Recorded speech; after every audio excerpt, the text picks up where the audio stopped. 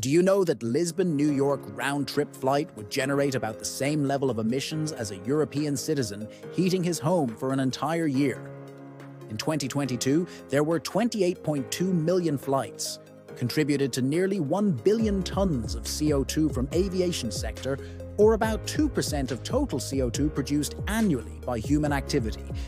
5% of this carbon emission is produced from fuel burning. Unlike road transport, that rely on electrification to replace engine combustion, aviation sector finds this difficult due to strict engine system and limitation of energy storage.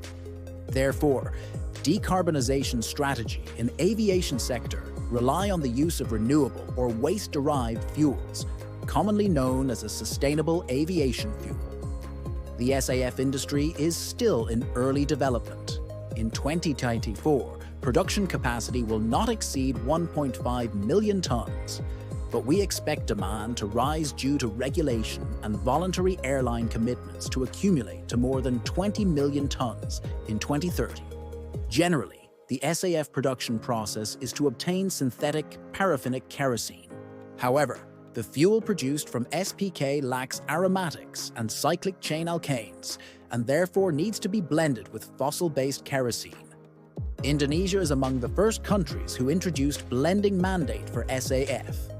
Aside from reduction of petroleum import bills and promote energy security in the country, Indonesia also wants to boost domestic palm oil consumption, where up to 74% of total crude palm oil produced is currently exported. The palm oil industry is widespread in Indonesia, offering a reliable and abundant source for SAF.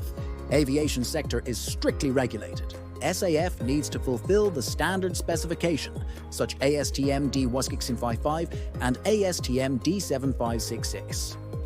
Among 11 conversion processes and 48 listed feedstocks that are approved for SAF production, hydro-processed ester and fatty acids route using oil-based crops is the best performing in terms of technology, readiness, lowest production cost, and greenhouse gas emissions, which currently powered over 95% of all SAF flights. In HEFA route, palm oil undergoes hydrogenation and thermal hydrolysis, breaking it into free fatty acids and byproducts like glycerol and propane. Next, the FFAs are treated with hydrogen under high pressure and temperature to remove oxygen, forming hydrocarbons. Finally, hydroisomerization and hydrocracking refine these hydrocarbons into SAF and diesel, although the calculated carbon footprint of SAF produced from palm oil-based feedstock might be less than fossil-based kerosene and other crops. The acceptance of palm oil and its derivatives into the CORSIA and Refuel EU scheme in ISCC may still be an issue, mainly due to sustainability concerns on indirect land use change from food crops and deforestation of the fuel itself. This challenge has shifted attention toward alternative byproducts of palm oil production, such as palm oil mill effluent. POME is the unavoidable wastewater arising from palm oil production at the mill. In the production of 1 ton CPO will also release approximately 2.5 ton of POME. POME consists mostly of water and a small percentage of oil and solid matter. POM is traditionally released into a system of ponds to remove solids, oil and grease before land application or discharging the water into waterways. In ISCC system, oil recovered from POM is considered to have zero greenhouse gas emissions at the point where it is collected. Recognizing the attractiveness of POM, offering a dual opportunity to reduce waste and create value, Eco-Series, one from 18 SAF producers worldwide, is stepping up through significant investment in a new biofuel production facility which will produce GAF from POM and used cooking oil in the Southeast Asia. In 2023, Indonesia exported 1.8 million tons of POM, marking a 50% increase from 2022, with major destinations to China, Malaysia, and Italy. Despite this growing export market to produce SAF, Indonesia generates an estimated 84 million tons of POM annually. If fully utilized, this feedstock could yield up to 0.4 million tons of SAF each year. This production capacity significantly exceeds Indonesia's 5% blending target, which requires 0.2 million tons of SAF.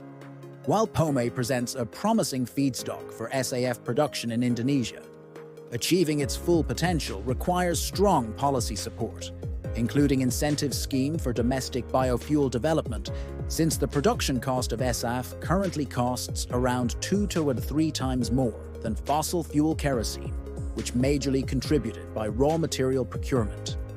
The government also needs to establish a clear roadmap for the development of SAF. This roadmap should outline specific targets, timelines, and actionable steps to guide stakeholders in feedstock development, technology advancement, production scale-up, regulatory alignment, and market integration.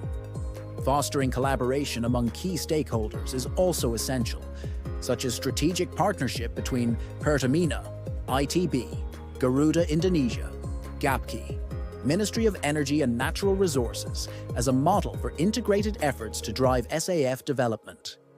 By prioritizing the use of POME domestically, Indonesia could not only achieve its blending goals, but also enhance its leadership in Sustainable Aviation Initiative, take a significant step toward a greener future.